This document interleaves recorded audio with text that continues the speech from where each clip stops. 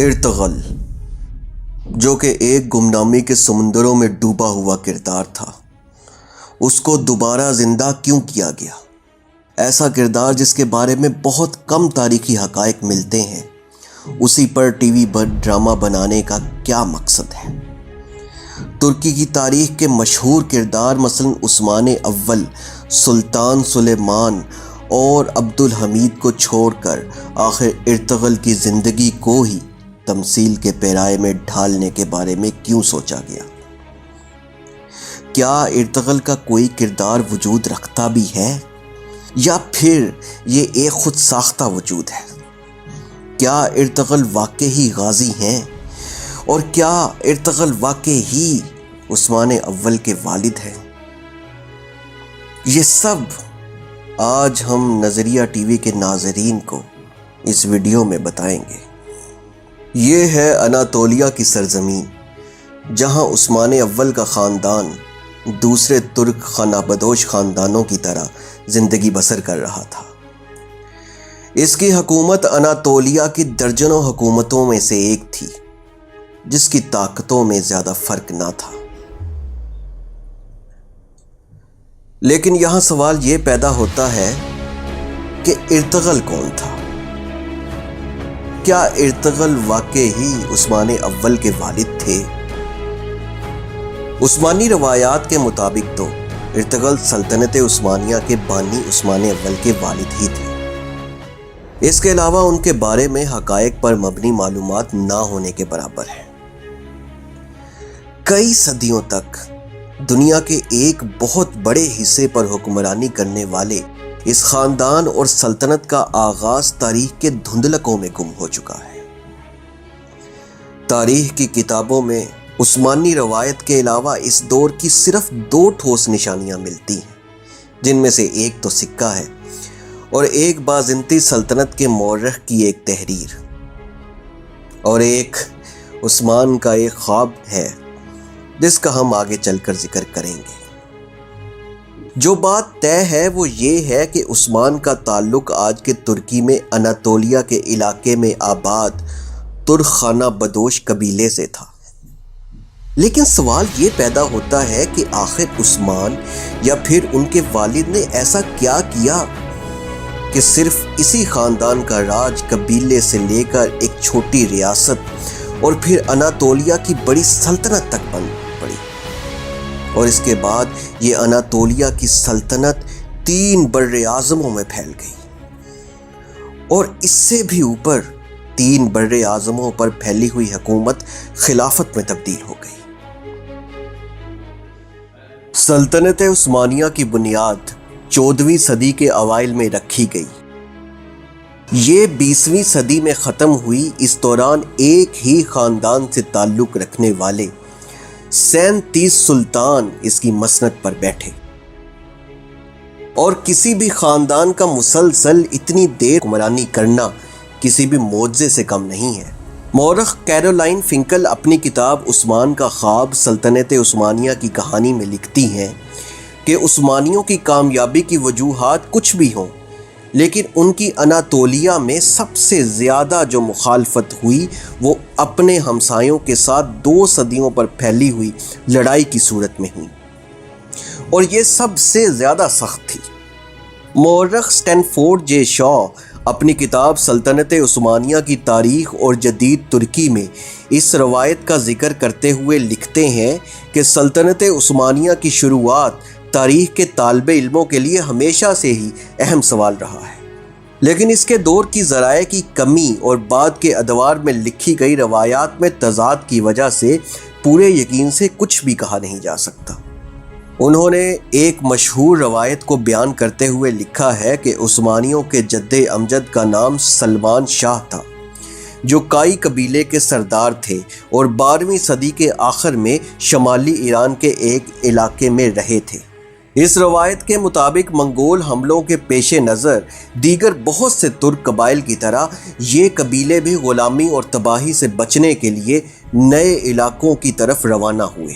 سلمان شاہ شام میں داخل ہوتے ہوئے دریائے فرات میں ڈوب گئے، اور اس کے بعد ان کے 2 بیٹے واپس چلے گئے، लेकिन इर्तगल ने मगरब की तरफ अपना सफ़र जारी रखा और अनातोलिया के इलाके में दाखिल हो गए, जहां सल्जूक हुक्मरानों ने उनकी मदद के बदले इन्हें अनातोलिया के मगरबी इलाके में ज़मीन दे दी।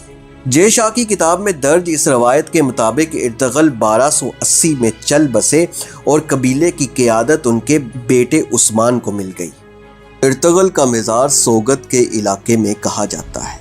सोगत के इलाके में इर्तगल के नाम की एक छोटी सी मस्जिद और एक मज़ार है, जिसके बारे में कहा जाता है कि वो इर्तगल के बेटे ने उनके लिए बनाई और फिर जिसमें उस्मान के बेटे अरहान ने इजाफा किया।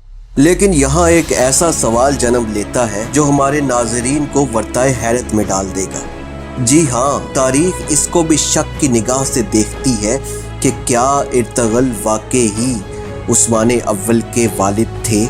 इस बारे में फिंकल लिखती है कि उस्मान के दौर से मिलने वाला वाहिद सिक्का अगर असली है तो वही बस साबित करता है कि इर्तगल यकीनन तारीखी शख्सियत थे।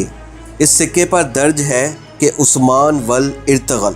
फिंकल मज़ीद लिखती है कि उस्मान का अपने नाम से सिक्का जारी करना साबित करता है कि वो उस वक्त सिर्फ़ एक कबायली सरदार नहीं थे, बल्कि अनातोलिया में अपने आप को सल्जूक मंगोल सल्तनत के साए से बाहर एक खुद मुख्तार अमीर समझना शुरू हो गए थे। फिंकल लिखती है कि उस्मानियों का पहली बार जिक्र सना 1300 के करीब मिलता है। इस वक्त के एक बाज़ंतीनी मौरख ने लिखा कि 1301 में बाज़ंतीनी फ़ौज का सामना उस्मान नामी एक शख्स की फ़ौज से हुआ। जंग बाफियूस कहलाने वाली ये लड़ाई कस्तंतीनिया के करीब लड़ी गई थी और इसमें बाज़ंतीनी फ़ौज को बुरी तरह शिकस्त हुई। लेकिन उस्मानियों का बाज़ंतीनी सल्तनत की बराबरी करने में अभी बहुत वक्त था, और जब ऐसा हुआ तो उसके साथ ही एक ख़ानदान का अचानक गुमनामी से निकलकर इतना आगे आना, इसके बारे में कई कहानियों ने जन्म लिया। जी हाँ, हम उस्मानिया सल्तनत की बात कर रहे हैं। मौरख कहते हैं कि उस्मानी इस लिहाज से खुशकिस्मत थे कि उनका इलाका कस्तंतीनिया के करीब था, जिससे कभी भी अगर कामयाबी हो जाती तो इस सूरत में उन्हें बहुत बड़ा इनाम मिल सकता था, यानी कस्तंतीनिया की सल्तनत मिल सकती थी जो कि 1700 साल तक नाकाबिले शिकस्त रह चुकी थी। मौरख लीसले पी पेरिस ने अपनी किताब द इंपीरियल हरम में लिखा है कि सल्तनत उस्मानिया के आगाज़ के बारे में सबसे ज़्यादा सुने जाने वाली रवायत के मुताबिक उस्मान ने अपनी इब्तदाई कामयाबियों के बाद एक ख्वाब देखा। इस ख्वाब में उन्होंने देखा कि एक दरवेश शेख के सीने से चांद नमूदार हो रहा है और इसके अपने सीने में दाखिल हो रहा है। इन दरवेश शेख का नाम अदीब अली था।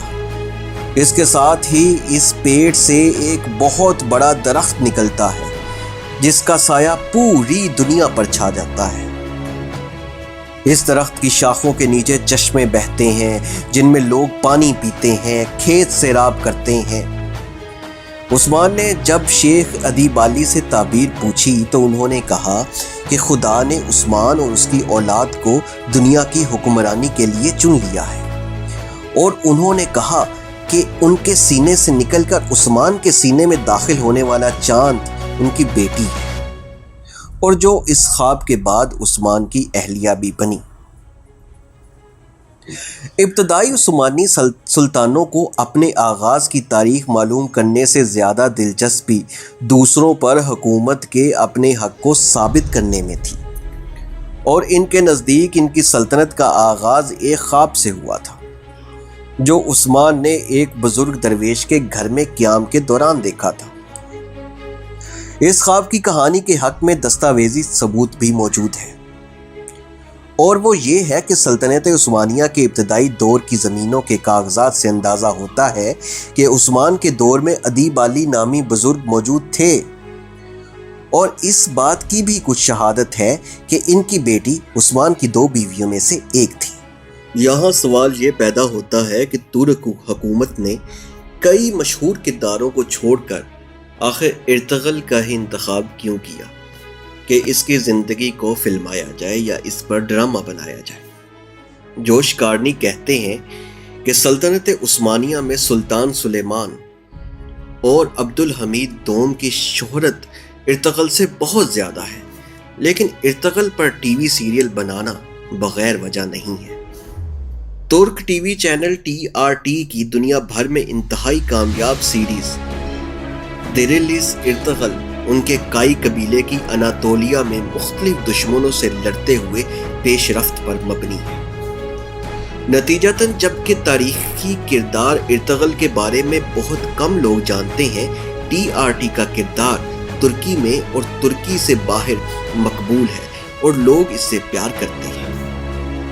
سنہ 2018 میں لکھے گئے اس مضمون میں کارنی کا کہنا ہے کہ اس سیریز کے کئی پہلو ترکی میں ہونے والے آئینی ریفرینڈم کے اشتہاروں میں واضح تھے، جس سے کوئی شک نہیں رہتا کہ تاریخی اور پاپولر کلچر کو سیاسی فائدے کے لیے اکٹھا کر دیا گیا۔ کارینی کہتے ہیں کہ ایک ایسے کردار کے بارے میں ٹی وی سیریل بنانے میں جسے لوگ نہیں جانتے، آسانی یہ ہے کہ اس کو کسی بھی رنگ میں پیش کیا جا سکتا ہے۔ مقبول شخصیات کی خوبیوں اور خامیوں کے بارے میں لوگ آگاہ ہوتے ہیں۔ کارینی کہتے ہیں کہ اس سے پہلے سلطان سلیمان کے بارے میں سیریز اسی لیے اس طرح کامیاب نہیں ہو سکی تھی۔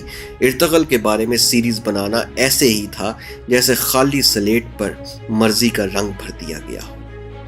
ناظرین، امید ہے کہ آپ کو یہ ویڈیو پسند آئی ہوگی۔ ناظرین، ہمیں آپ کومنٹ کر کے بتائیے کہ آپ ارطغرل کی زندگی کے بارے میں کیا جانتے ہیں۔ کیا آپ کو جو اس ویڈیو میں معلومات ملی ہیں آپ اس سے مطمئن ہیں، اور کیا آپ اس سے ایگری کرتے ہیں؟ اور ہماری ویڈیو کو زیادہ سے زیادہ لائک کیجیے اور اس کو شیئر بھی کیجیے۔ شکریہ۔